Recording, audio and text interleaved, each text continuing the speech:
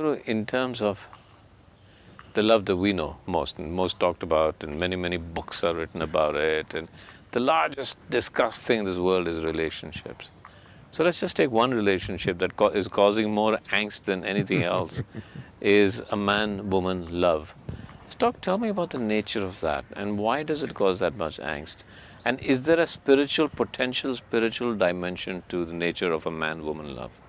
We've talked about feminine, masculine, male, female. Is there something we can find in a marriage that takes it beyond the stresses and strains of an everyday practical marriage? See, there is no such thing as man-dog love, man-woman love, man-mother love, man-son love, man-daughter love. There is no such thing. Love is just a certain sweetness of emotion. How you're arriving at it is the only question, isn't it? The method. Yeah. So the man-woman thing is a compulsive love affair. Nature is pushing you towards each other because nature is interested in only one thing, to perpetuating herself. If it somehow doesn't put a man-woman together, you and me wouldn't be here. So whether they love each other or not, that's not the question, they have to come together somehow, otherwise you and me wouldn't be born. So this is a compulsive need. This need is throwing people together to experience some sense of oneness. This is one love affair chemically supported by nature. Okay. All the other love affairs are not chemically supported by nature, it is just yours. But this is one love affair which is chemically supported by nature.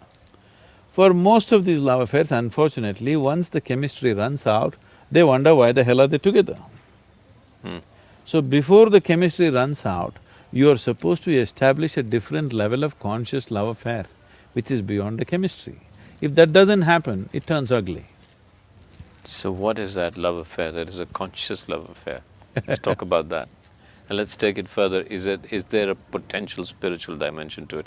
I'm not saying there has to be. Is there a potentially? But let's first say, when the chemicals don't react anymore, what reacts? What works? What makes it work? See, chemistry is of the body, Yeah. okay? The bodily chemistry plays up certain things according to its needs. The moment the need is satisfied, you wonder why the hell are you here, Yeah. okay? So that is a very different kind of thing. That is nature's trick.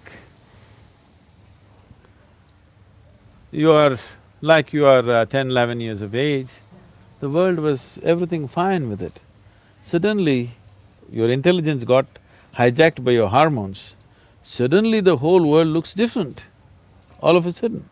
So all that's happened is, your intelligence got hijacked by the hormones. The chemistry has hijacked you.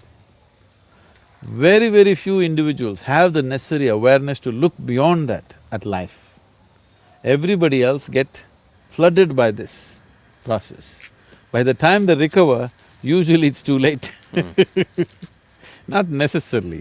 So is it something wrong or right? There's nothing wrong or right, it's just limited, that's all. Is being limited a crime? No. But the nature of the human being is such, he suffers limitations. He doesn't like it.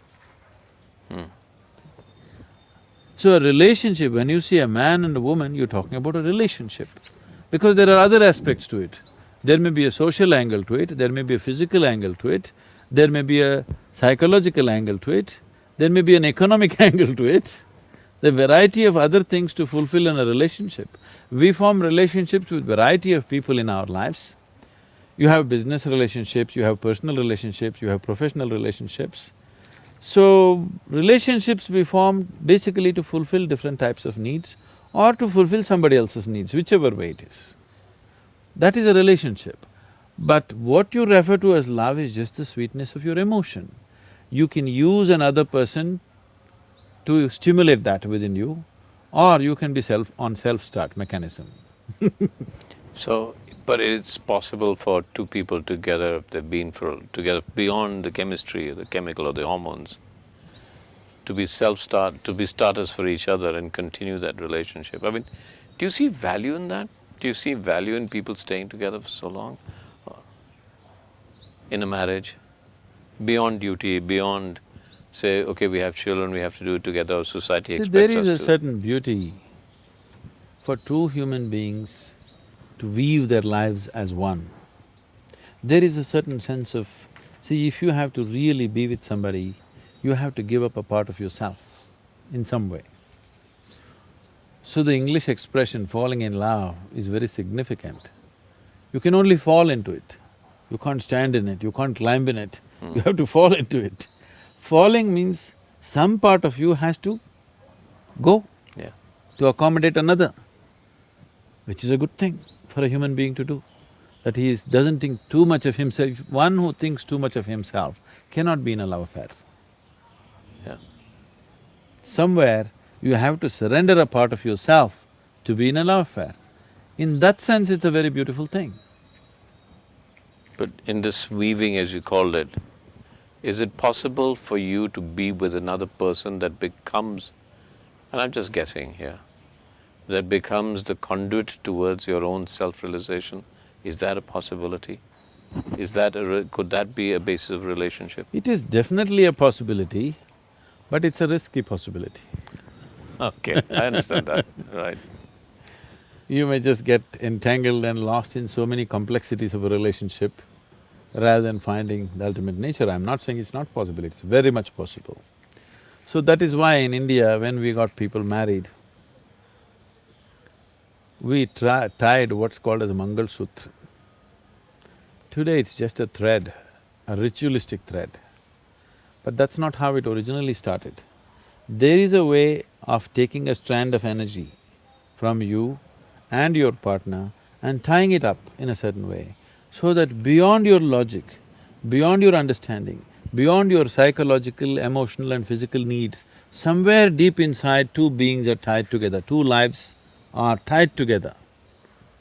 So, lot of people cannot understand how these two people are together, because nothing seems to be common in them, but still they're like one, because on another level they're tied up. This can happen because of the physical proximity and the intimacy of the whole relationship, but even before you start it, we have a whole technology as to how to tie up two lives together. So we always said that this is a lifelong thing, you cannot break it. If you break it, you have to tear two lives apart. Because it was not just an arrangement, it was a kind of a union. If you listen to all the mantras chanted in the weddings, they're always talking about this, how these two beings are being welded together, okay?